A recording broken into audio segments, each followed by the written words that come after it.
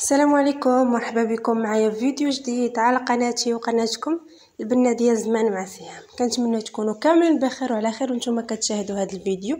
اليوم ان شاء الله غنحضر معكم الشباكيه، غنحضرها معكم بطريقتي وبجميع بجميع التفاصيل ديالها، كيفاش الشباكيه تجيكم ناجحه وتجيكم مجعبه وشاربه العسل كيف ما شفتوا معايا. فكيجي الشكل ديالها زوين.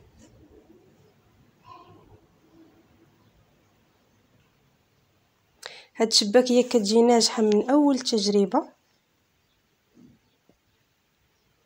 خليكم معايا حتى لاخر الفيديو، فرجه ممتعه.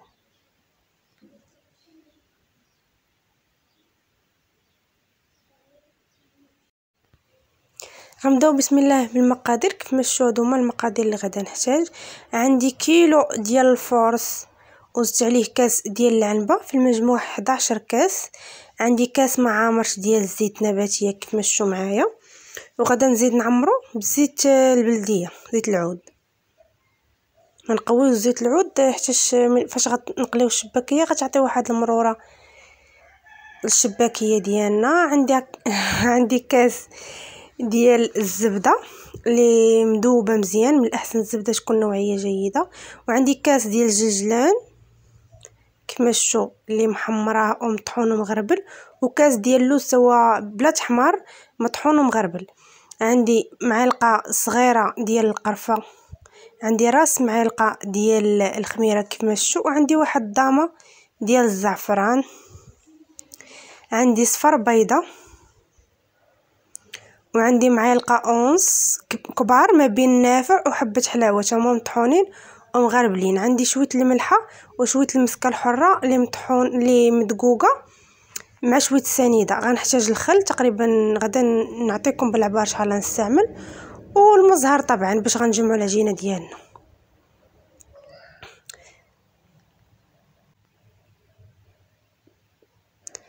صافي هنايا غنبدا بالنواشف هما الاولين.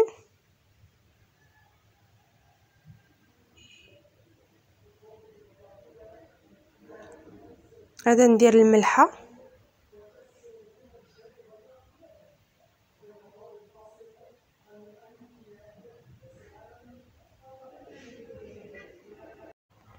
صافي هنايا من بعد ما درت الملح غادا ندير هذا الكاس ديال الجلجلان كما قلت لكم، ما يكونش محمر بزاف، غير شويه باش يطحن لينا. وغادا نضيف عليه هذا الكاس ديال اللوز، يكون كلشي مغربل. النافع حتى هو اللي غير مصهداه ومغربل، مطحون ومغربل. القرفه حتى هي، المهم كلشي يكون مغربل.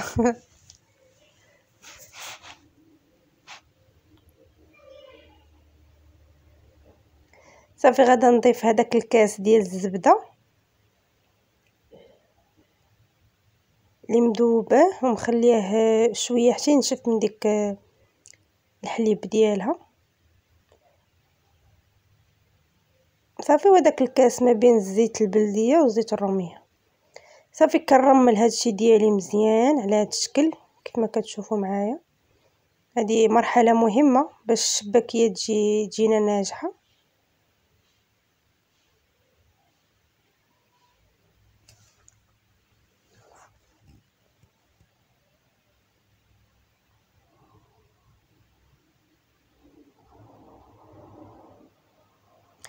صافي كنرملوها مزيان.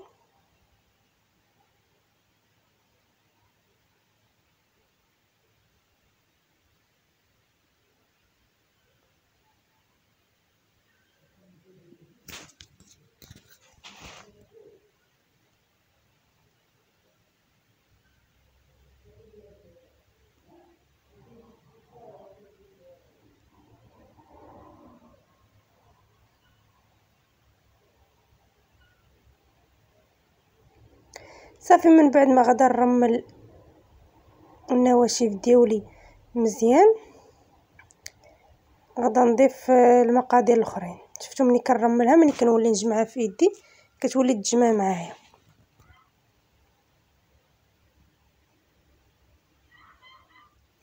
صافي دابا غادا ندوز المقادير الاخرين.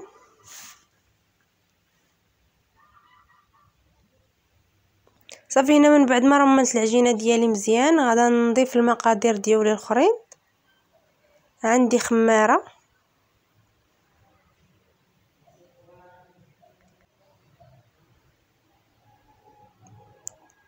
وديك شويه المسكه الحره اللي كيف ما قلت لكم مدقوقه مع شويه سنيده ومغربله، راس معلقه ديال الخميره، ما نقويوش الخميره ديال العجين، وهذيك صفر بيضه كندير غير الصفار، الابيض ما كنديروش.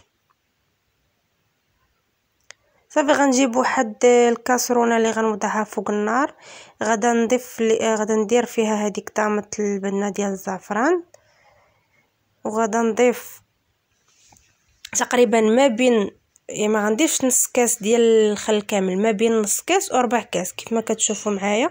هنا تمسح ليا ما تصورش ليا هذاك المقطع، انا غنقولوا لكم كيف ما قلت لكم هذاك المقطع فاش كنت كندير المزهر ما تصورش ليا.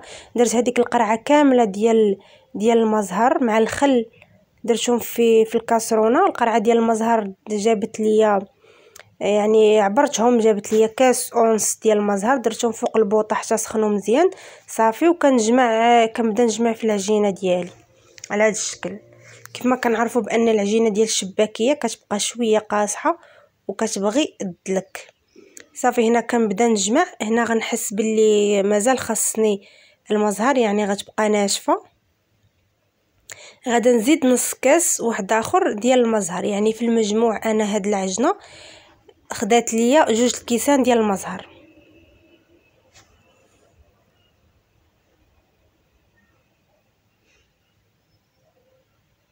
صافي هنا كيف ما قلت لكم غادا نزيد نص كاس اللي غنسخنو طبعا.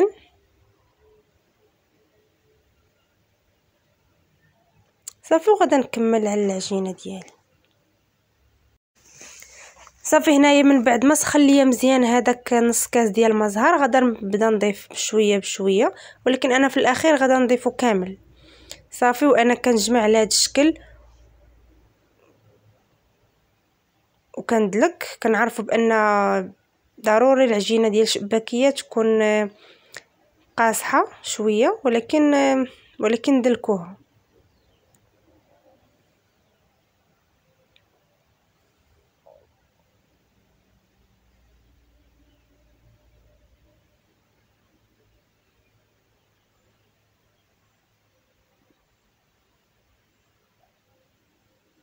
صافي هنا حسيت باللي مازال خاص الماء. صافي هنايا درت هذاك نص كاس كامل ديال المزهر. صافي هنايا العجينه ديالي تجمعات كيف ما بغيتها. صافي هنا غنبقى ندلك فيها. ضروري هنايا الشباكيه كتبغي تدلك بزاف، كيقول لك الشباكيه ما كتدلكش، ولكن راه العكس، الشباكيه كتبغي تدلك مزيان باش تجينا مجعبه وما تقطعش معانا فاش كنبغيو نشبكوها. صافي هنايا غادا نوضعها فوق السطح ديال العمل وغادا ندلكها مزيان تقريبا واحد 5 دقائق حتى 4 دقائق.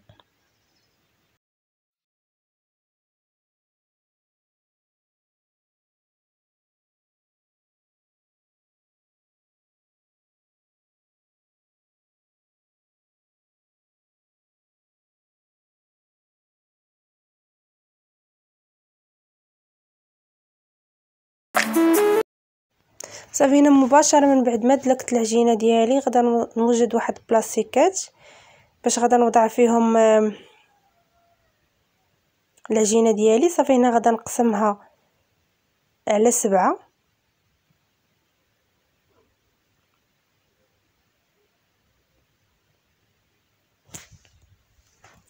صافي وغادا نطلقهم شويه بالمدلك بحال هذا الشكل كيف ما كتشوفوا معايا،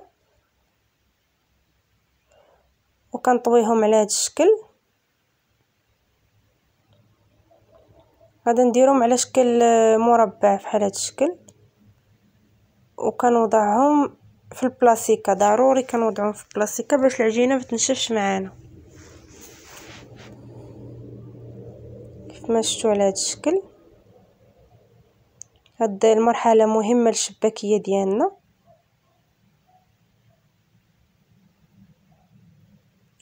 صافي غنستمر بهذه الطريقه حتى غنسالي العجينه ديالي كامله.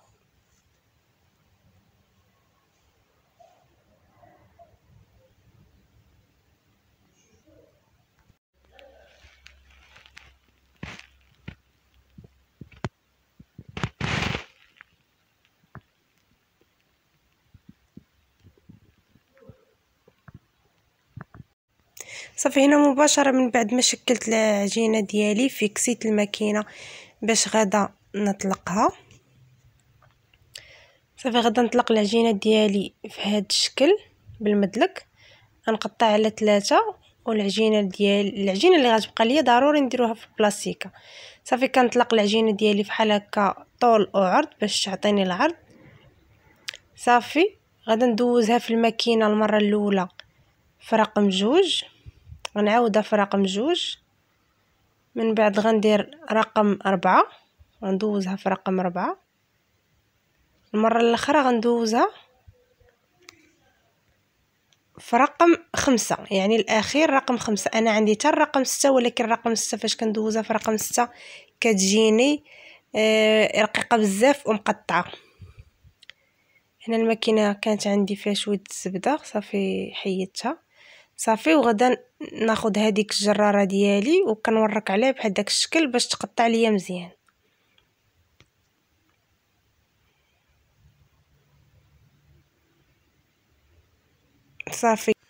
صافي من بعد ما قطعت العجينه ديالي صافي كنحيد هذوك الجوانب،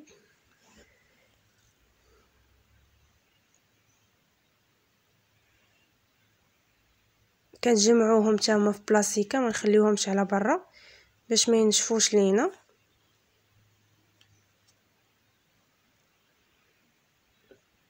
صافي كنقسم العجينه ديالي. من الاحسن هذيك الا كانت عندكم بحال ديك الجراره وركوا عليها مزيان، هي كتساعدنا ولكن غير فاش نكون نخدموا بها نوركوا عليها بايدينا مزيان باش تقطع لينا. انا هاد العجينه عندي فيها 5 ديال الاشرطه، كنشد الاول كنقلبو فوق الثالث، كنجر الثاني بحال داك الشكل، كنهزهم بجوج وكنحطهم فوق الاخير اللي هو الخامس. كيتعزلوا لي هادوك الجوج تما كنقادهم في هاد بحال هاد الشكل، كنجرها شويه كيتعزلوا لي هادوك الجناب ديال العجينه، كنورك عليهم بحال هكا كنقرصهم مزيان وكنحطها فوق السطح وكنقرص ليها هادوك الجوانب كيف ما شفتوا. راه التشبيكه ساهله كيف ما شفتوا. هنايا عندي 5، كنهز الاول كنقلبو فوق الثالث، كنعزل هذاك حتى هو، كنهزهم بجوج وكنحطهم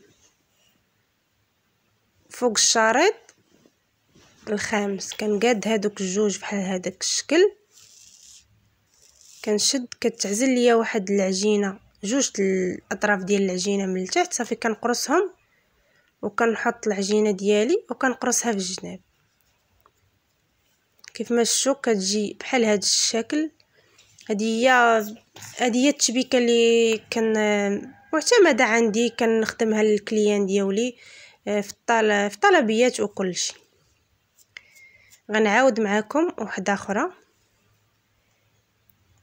كنهز الاول كنقلبو فوق الثالث، كنجر هذاك بحال داك الشكل، كنهزهم بجوج، كنهز هذوك الجوج وكنحطهم فوق الاخير، كيتعزلوا لي هذوك الجوانب، كنقرصهم وكنحطها وكنقرص ليها الجناب كيف ما شفتوا. راه الطريقه سهله وبسيطه، غير المره الاولى اللي غتجيكم شويه صعيبه، ولكن من بعد راه غتولي غديو عليها عادي.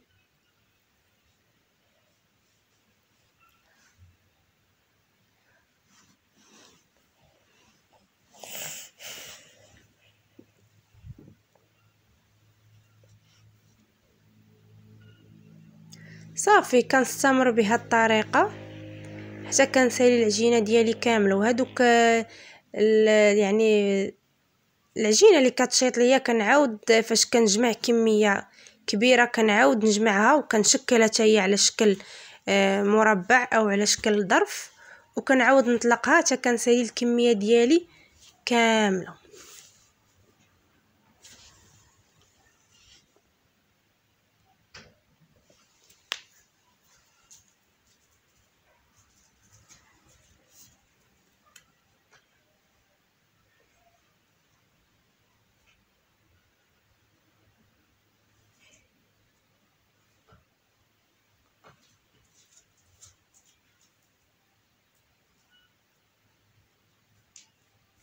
شفتوا فزوينه هذيك الاله القطاعه اللي كنقطع بها الشباكيه، يعني ما كيبقاوش عندنا الجناب خارجين، كيجيونا هذاك الشعبار.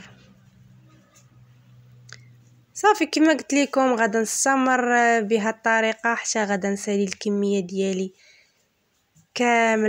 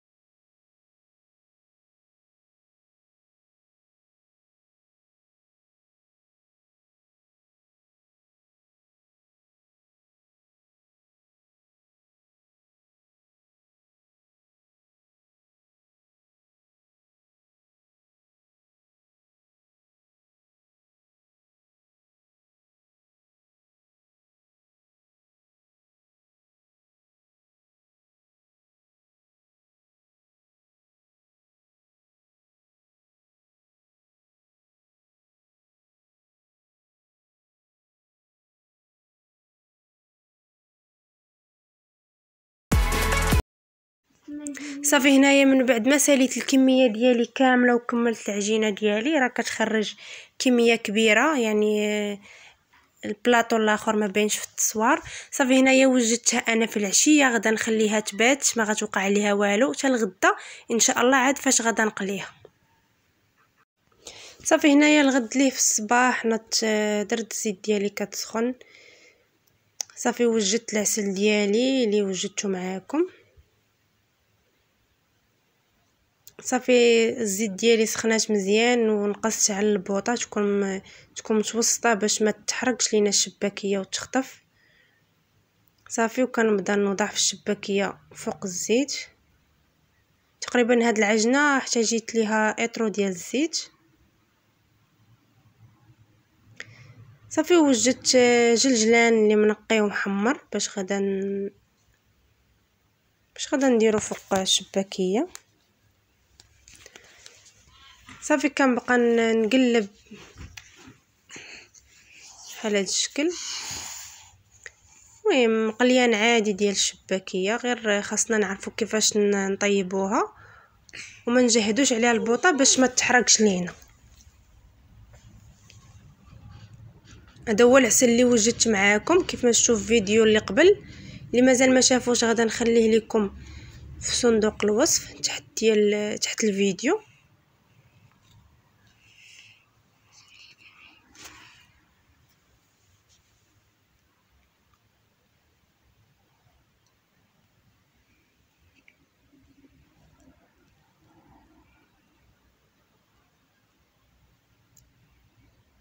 صافي اللي تحمرات كنحيدها كما شفتوا، ما نحمروهاش بزاف حتى مازال كتكمل اللون ديالها في العسل.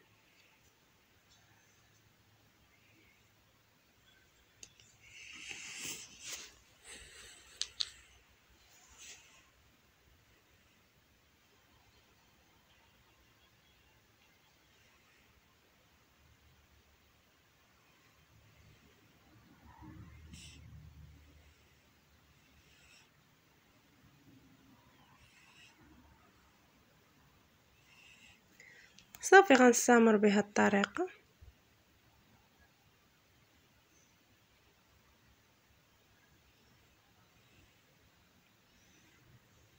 صافي هنايا غدا نحيد الكميه ديالي كامله راها طابت.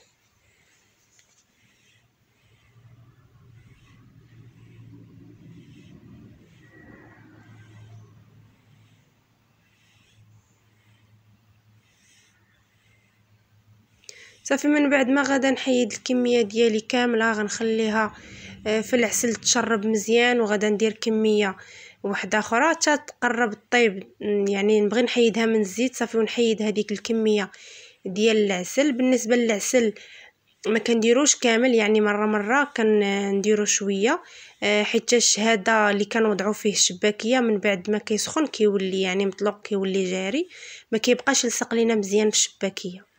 صافي مره كنزيدو العسل بارد. صافي مره كنزيدو العسل بارد. صافي كما قلت لكم غنستمر بهذه الطريقه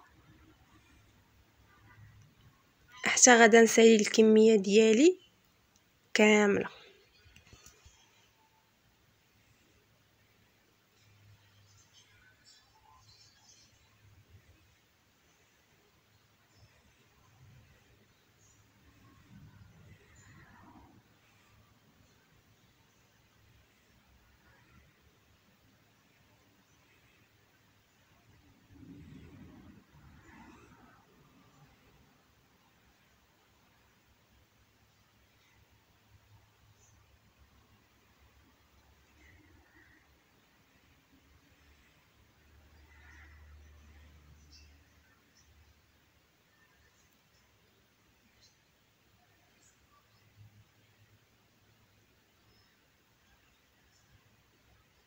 صافي دابا من بعد ما قربت طيب ليا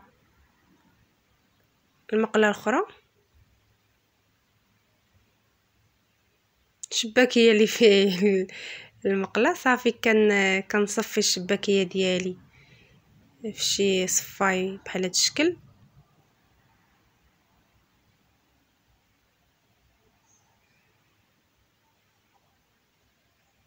ما نغفلوش عليها مره مره، كنبقاو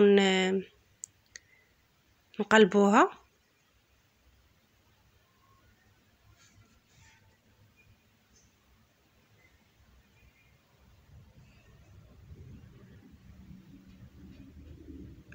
صافي كنصفيها بهذا الشكل وكنخليها تسقطر من هذاك العسل.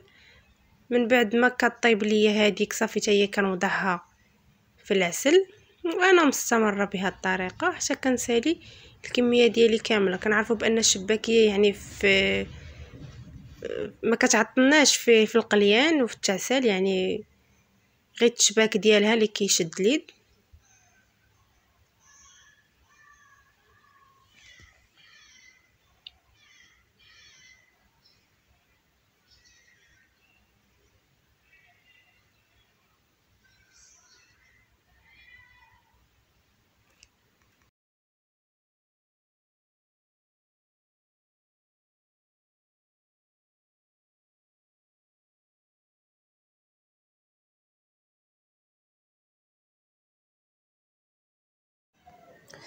صافي هنايا الشباكيه ديالي من بعد ما تسقطرات من العسل في هذاك الصفاي، صافي غنوضعها فوق شي كسكاس بحال هذا الشكل ولا شي شبكه. صافي كنحطها على وجهها على هذا الشكل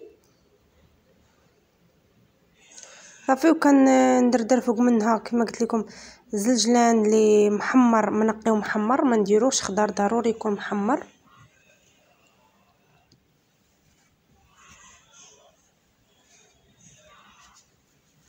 وما نغفلوش على الشباكيه الاخرى اللي كطيب مره مره ندوروها.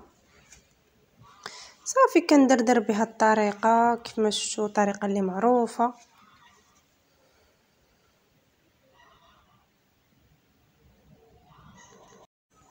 كيف ما شفتوا من بعد ما سالينا الكميه ديالنا كامله ديال الشباكيه قليناها وعسلناها، فكتجي على هذا الشكل، كتجي رائعه وطيبه حتى من الداخل،